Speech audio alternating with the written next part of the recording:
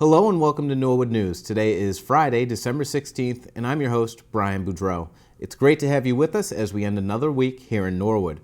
This week on Norwood News, the 150th Committee wrapped up the year with their winter holiday concert. Santa visited the NCM studios, but first, last Friday, the Friends of St. Nick hosted their 31st annual luncheon. Every year, a member of the community is honored for their volunteerism and going the extra mile.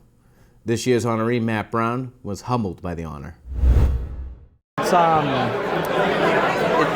hard to put into words. This has been a day that has meant a lot to my family for years. Doc and Jean won it 24 years ago. Oh, they were honored with it. I just owe it all. I owe it all to Norwood. I owe it all to my family and friends that have really been the driving force of keeping me going. Brown, who was paralyzed from the shoulders down during a high school hockey game, realizes that without his support system at home, he would not be able to come as far as he has. I still have the support system behind me, getting me through the day-to-day challenges. And with them, you know, they make each day that much easier and that much brighter. So it's special. And I'm very lucky. During the luncheon, an announcement was made that the family of John Rogers donated $10,000 to the Matt Brown Foundation. Getting that donation from the Rogers. John's on the board, and Mrs. Rogers has been one of the sweetest people. So to get that from them means everything. Means everything. Congratulations to Matt and the entire Brown family on receiving this special honor. Last Thursday, the Norwood 150th Steering Committee held their final event of the sesquicentennial celebration year with the Winter Holiday Concert. The chair of the Norwood 150th Steering Committee, Tom Maloney, talked to NCM about the performances of the night as well as giving some credit where credit is due.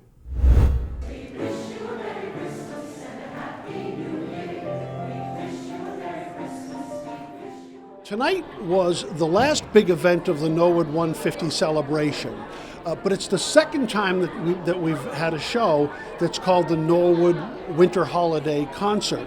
The first one was actually 3 years ago, and Judith Howard had a big committee, but Judith was sort of the motive power behind it in December of 2019. So when we started putting together the Norwood 150 project, the steering committee contemplated doing something that would extend a tradition, and this was a logical choice. The whole thing was just terrific. Got to put in a word here for Ann Haley. Ann Haley, who's a member of the Norwood 150 steering committee, produced this show. And she couldn't be here tonight. She took ill about 24 hours ago. But even today, while she was sick, she was getting people down here and trying to cover for some of the things that had to be done at the last minute. So all praise to Ann Haley for a great job. This is a great performance. Catherine Carnamoan always puts on a good show. John Mahoney and the Gainsborough Brass Ensemble always do a great job. So I mean, we knew it would be good. You know, we knew we had great performers and they were well rehearsed. Couldn't have been better. The audience loved it. That's the most important thing. So a real great event for the holiday season and for Norwood 150.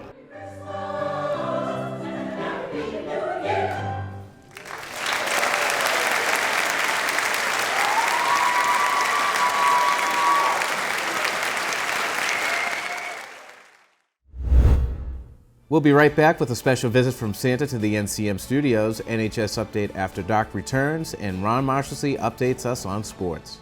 Did you know Norwood Community Media has a weekly newsletter? If you are interested in signing up, all you have to do is go to our website, norwoodcommunitymedia.org. Once you're there, scroll to the bottom of the page and click on the Sign Up for Our Newsletter button. All you have to do after that is fill out your first and last name, your email, as well as your zip code. Once you press send at the end of each week, you will have our newsletter in your inbox, ready for you to catch up on all things Norwood.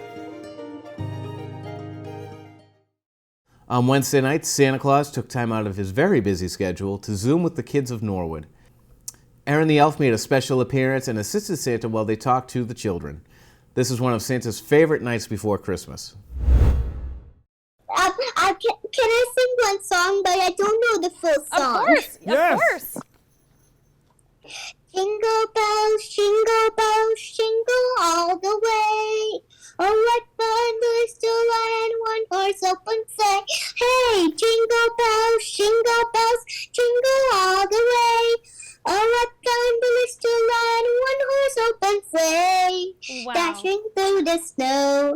one-horse open sleigh. Oh, the fields we go. Keep That going. was Yep, keep Traveling going. round the way. And that's all I know. Yay! beautiful. That Oh was my- excellent. Round of applause. Excellent. Wonderful. Oh, I got to tell you, coming back to Norwood every year is by far my favorite. I love this town. The kids here are always good kids. I love delivering the presents. We just love it here, and you guys are so good to have us and be able to put this on for the kids. Thank you so much for letting us be here. All of us here at NCM had a blast with Santa and all of the children that called in to talk to him. 2 NHS students decided to revive a show that hasn't been seen by Norwood High School students in almost 3 years. NCM reporter Ron Marshalsea sat down with seniors Jack Brady and Joey DeVingo to talk about what it was like reviving the show and being able to put their own version of it together. Update After Dark. The show name conjures up memories for a lot of alumni of the NHS TV program, but it hasn't been seen in quite a few years until seniors Jack Brady and Joey DeVingo decided to bring it back. Update After Dark is a show where anchors become hosts, technical directors become executive producers, and a simple morning school news show becomes a late-night talk show. Update After Dark is it's a spin on our typical morning news show, NHS Update. But my take on it is kind of different than previous takes of it. I can't really speak for past, as I kind of skimmed the research, but it appeared as if it was more of a, it wasn't as serious as the morning show. It was more of a, have a good time, and they had like a live tweet event thing where they do like trivia over Twitter. But when I took it over, I kind of wanted to change it a little. When watching like the older episodes, when you hear like the name Update After Dark, I feel like we kind of thought it was just going to be like straight, like, it's a late night talk show. We thought that's what it was going to be. It wasn't quite, but I mean, we kind of made it that way. We were lucky that like there had been such a long break where like I'd say, I mean, literally everybody here at the high school like hasn't seen an Update After Dark, because the last one that was made was when we were freshmen. So we really got to just like, reinvent it, I guess. Yeah. And it was a lot of fun. Jack and Joey should take credit for being able to put this show together. However, they did not take credit for coming up with the idea to revive Update After Dark. They said that idea came from their teacher, Mrs. Schnatterly.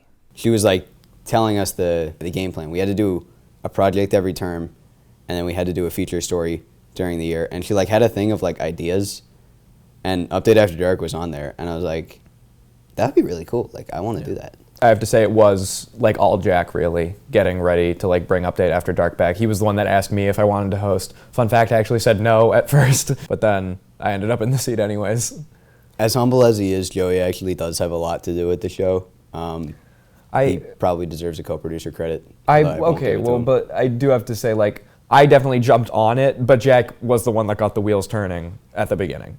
It was actually fun because I've had like a lot of ideas over the years for like projects I can do, but like I didn't know where I could fit them that like I now think I can fit into Update After Dark. Like the if you watch the first episode, the interview with John, that like sort of segment is an idea that I've had for a long time, but I was always so busy like with the other stuff I did for the class that I was never really able to make it. So then Jack was like, "Oh, do you have any ideas for Update After Dark?" And I was, boy, do I.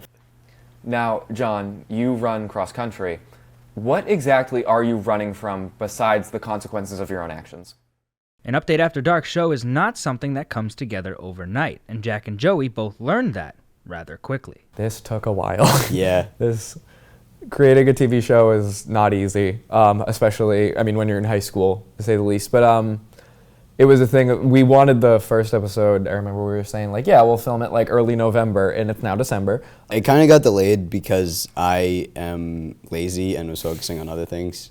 There was a lot of times when Jack would be like, "Are you ready to like make this?" And I'd be like, "Not at all, actually. I am extremely busy." But like, we did do stuff across the time, because also the Update After Dark that we made is not the same as the Update After Dark that was made before us. So like, we had to literally figure out what the show was gonna be, let alone like making it. But we pulled through, and that's the show business, baby. All right, I'm kidding. Being a part of something that's been around for so long, while also we like, we made it our own, but it's like, it's a part of a legacy, and like, we did it. Like, we made a show. Like, no matter how much, like, yeah, it existed before, but like, everyone who did it before is gone. Like, they they just aren't here anymore. They weren't there to help us. We had to come up with how's it going to begin, how's it going to end, what's going to happen in the middle, who is going to be on it. We had to get the crew together, and we did it. And we're awesome. Awesome doesn't even begin to describe them or Update After Dark. As someone who has had the fortune of being able to host a few After Darks and work behind the scenes on others, I have to say Jack and Joey made everyone who has ever been a part of one of these very special shows very proud. For Norwood News, I'm Ron Marshalsea. If you want to watch the newest Update After Dark or some of the older shows, you can go to norwoodcommunitymedia.org, click on the School On Demand button, and search for Update After Dark. Now we're going to go to Jordan Robinson with school news. Hi guys, I'm Jordan Robinson, and let's take a look at some activities happening in our Norwood schools this week.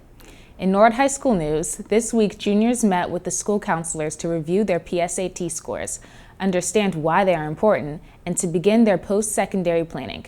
Students also logged into Naviance, a college and career planning tool to get started creating a resume.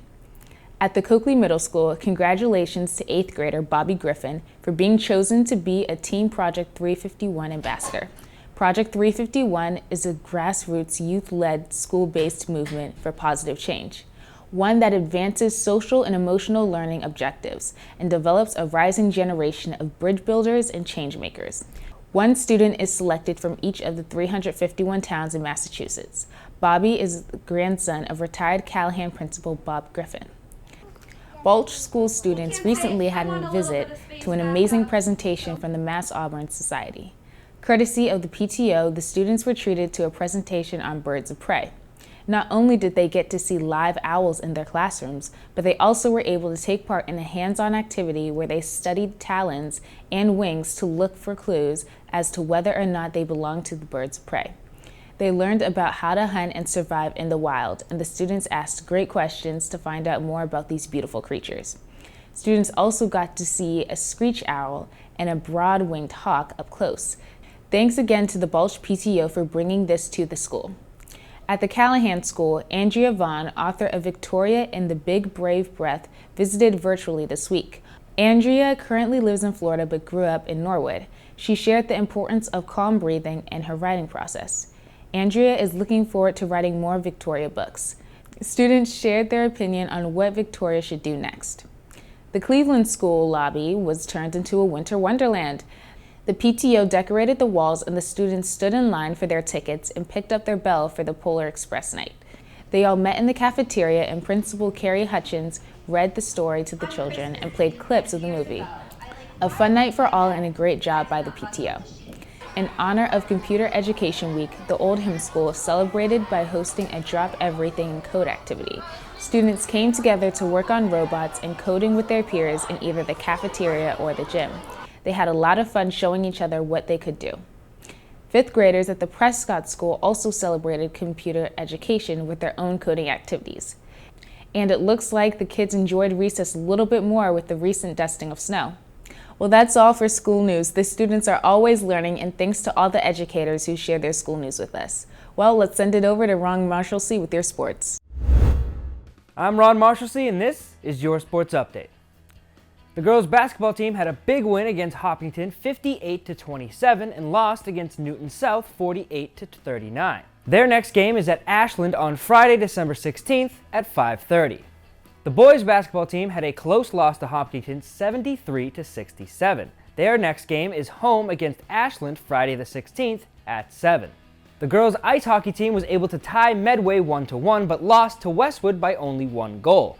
Their next game is on Saturday the 17th at 8:10 p.m. at Medfield.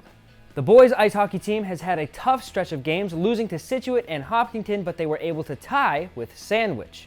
Their next game is Saturday the 17th at home against Ashland at 4 p.m. Both the boys and girls swim and dive teams had tough losses to Dover Sherborne on Wednesday, 99-74 and 93-66. Both teams will be facing Dedham on Friday the 16th at home for their next matchup. Both the boys and girls track and field teams faced off against Ashland this week, with the girls losing 40-36 and the boys just beating out the Clockers 46-44. In wrestling news, Nate Shue took home first place in his weight class and was also named Most Outstanding Wrestler in the Devon Ness Memorial Tournament this past Sunday. And on Wednesday, the team lost to Norton 39-21. The team will be at the Silver Lake Middle School gym this Friday the 16th at 4:30 for their next matches. And finally, Norwood Youth Cheer did some amazing things recently as their team of 21 7th and 8th graders earned their way through states, regionals, and made it to nationals, which took place at Silver Spurs Arena in Orlando, Florida. In order to get to nationals, this team needed to finish in the top 3 in the region to advance, and they did, just after taking first place at the FSU Invitational and Bay State, as well as second place at states. During nationals, they competed against 10 other teams from across the country and were able to finish 4th in the nation. Congratulations to this team and their coaches, as the future of Norwood Cheer is in great hands.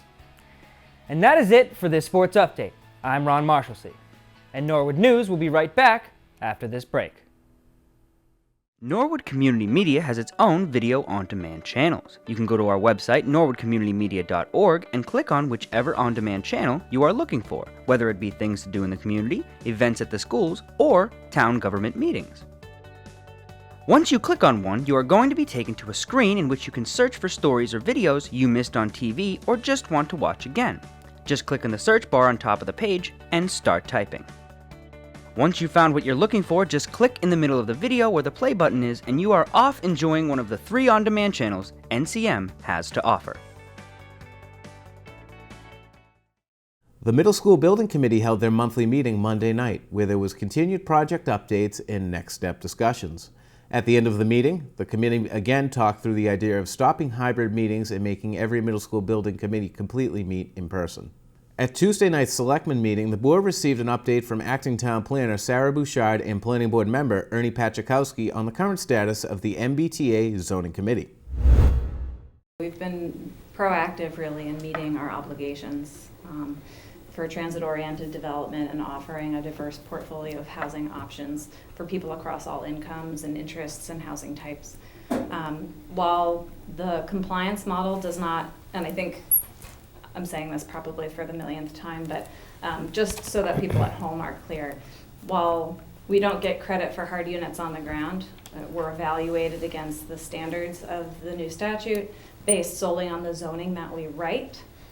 The reality is that what we've done already and our housing portfolio that Norwood already offers will make it just so much easier to come into compliance because we already have so much to work with. Right.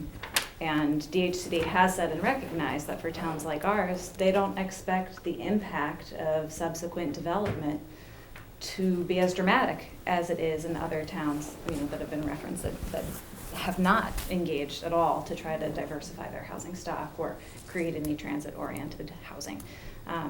So that really is a bonus and a plus for us, and it's also a huge part of our desire to start with education, because I want people to understand that this isn't as scary or potentially impactful as people are fearing.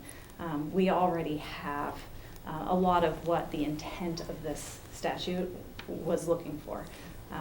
And I think that works to our advantage when you're looking at the impact of what this would look like once we put it into place.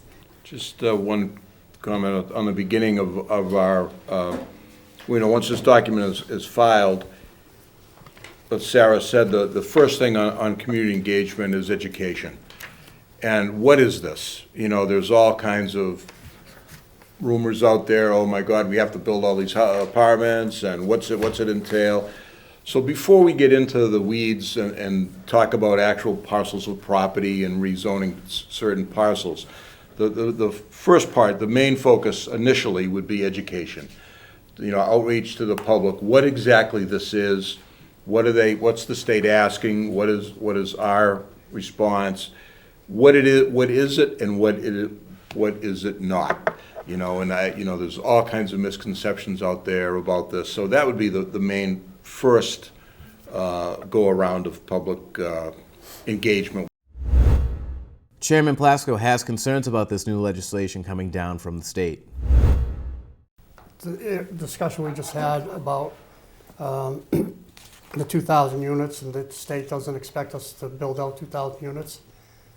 The state doesn't expect us, like in a 40B development, it's going to get approved and there's the developer right there who's going to build it. But over time, they expect that these are going to be built.